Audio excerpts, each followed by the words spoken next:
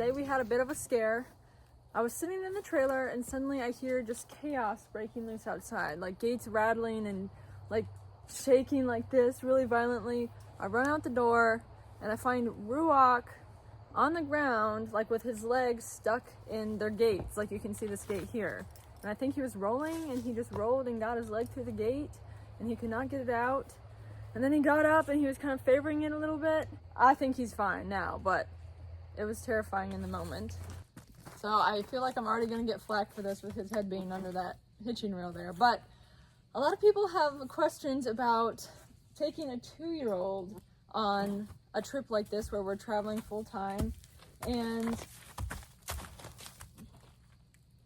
all I'm doing here is I'm just letting him figure it out on his own. He's gonna be tired. Here, move. I was standing right there. Anyway, they have questions about taking a 2-year-old on a trip and how the heck do you do that? And, you know, how does the horse get worked with and trained? And so I thought I would just kind of walk through you today and kind of show you what I do with him throughout the day so you can see really the training process. As you already saw, starting out here, one very simple thing I can do with him is just tie him up and let him stand, because that is something he still very much needs to work on. He is not good with standing tied. I mean, he doesn't like pull back or anything, but he'll just like fidget or try to go under the hitching rail or something like that. And so I'll take him out and I'll tie him up and I'll brush him and do things like that. So that is just the start of what he does throughout the day. And there are certain things that I just let happen so that he will learn through experience. Like, for example, right now, if he walks under that hitching post, I just let it happen because it's not like he can really hurt himself. He can't go all the way through because he's too tall, but he can learn to like give to the pressure and back out. And so in those instances, you know, it's more so just letting him figure it out on his own. But after our little experience this morning, I definitely think hobble training will be necessary. And so many people are against hobble training, but it is actually very good for your horses in terms of helping them not freak out if they get stuck. And so I'm gonna order some hobbles today and then we'll have to work on that with him. And of course we work on picking up his feet. He has gotten a lot better with this. This has been like the #1 thing I've worked on since I've gotten him. No, of course, when I'm talking about how good he does. You got some big old feet. I'm just gonna run my hand down to make sure it's all good. He was like, when it initially first happened, I went in there and he was like, oh no, just looking at his leg. Whoop.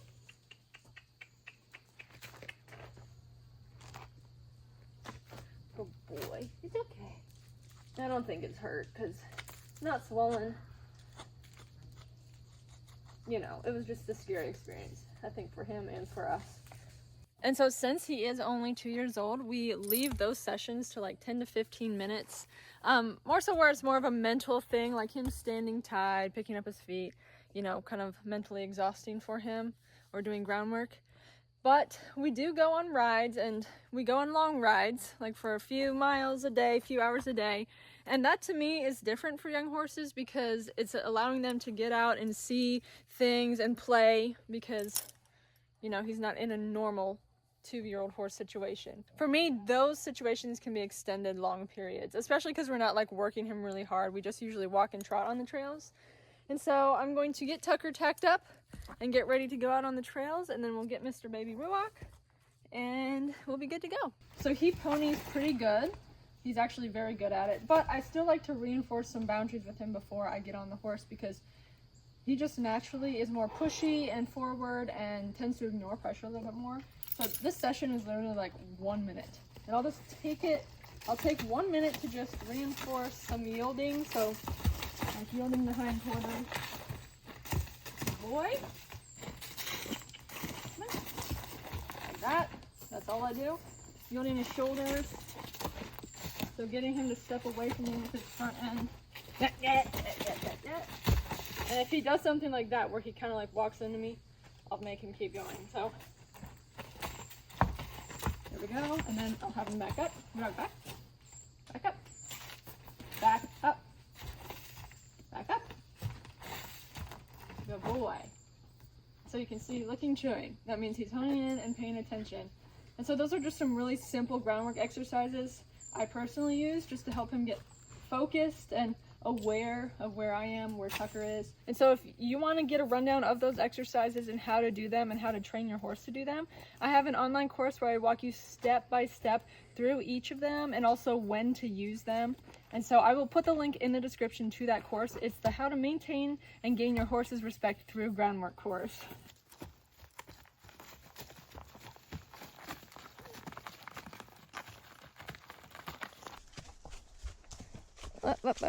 Ruach has gotten really good with ponying. He's learned to kind of stay at my leg or behind it. Yesterday, he learned how to go single file on the trail. We were on some really narrow trails. Oh, careful, buddy.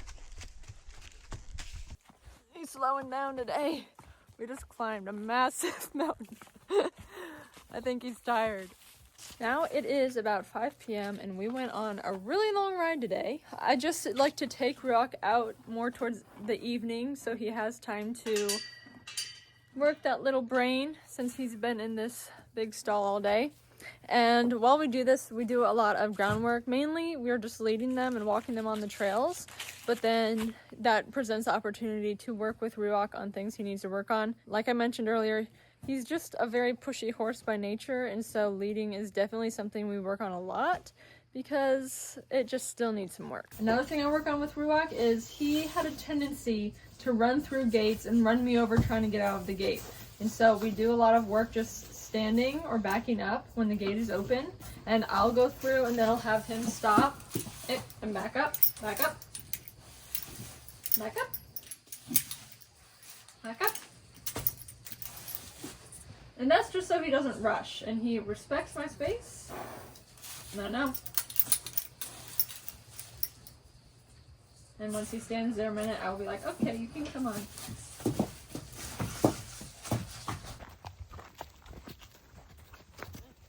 Someone commented on one of my videos and gave me some really good advice for training that I now use, especially working with Ruach. But they said that as long as the horse doesn't pull on you, as long as they don't hit you or step on you, or if they don't drag you, then they're okay and you can just let them roam around and see things. And so when we do these walks with Ruach, that's kind of what I do. As long as he doesn't pull me, step on me, run into me, or drag me around, then I'll just kind of let him do what he wants. So I wanted to show you exactly how I correct him if he does these things. So with him especially, he will walk right behind me and he will kick the back of my feet. And so I use backing up as a really good tool for that. And so he just knows now, like, if he runs into me, he's gonna get backed up. And it's not just like a very soft back up, like, oh, just go a step, you know, like that. It's like he needs to move and not run into me. So there, he raised his nose and tried to put his head over me, so I just blocked him with my hand. And so you want a horse that's gonna really respond to backing up. And that's why I use my rope too, because sometimes with him, I can't really get that response. So I can just spin my rope in front of him and get that right response. The biggest thing he does when leading is touching me. And I don't like him touching me just because, like I said, he has run me over before. He tends to kick the back of my feet. And so I'm gonna show you another exercise I do with him. When you lead a horse, ideally their head is next to your elbow and you can just walk straight. With him, I want to over exaggerate and I want him to lead kind of behind me and to the side. And so we practice that. He's gotten really good at it lately. And so he's a few feet behind me and to the side. So he cannot touch me right here. And even if he pulls for grass, you know, I'll just put pressure on the rope, but I like him there. So one way I establish that boundary is I will lead him forward and then I will back up. And I just wave my arms, kind of like body language, get back. So he knows he has to back up if I start backing up. And then I just kind of keep doing that. You flap your arms like a chicken. And so eventually he will learn to stay there. So if I stop, he stops back there. And that's what I want. Come on, come on.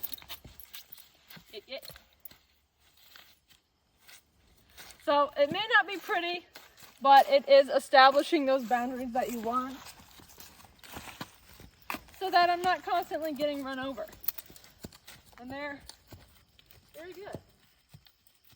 So if I'm leading and he starts to pull me, what I do is I immediately like step towards his hind end. So he has to move. And the reason that works is because the hind end is kind of like the power of the horse. It's like the steam engine of the horse. And so by controlling that, you can control their movement. So if he's jerking me this way and suddenly I just step back towards his hind end, he cannot jerk me that way anymore. And so that's the concept of that.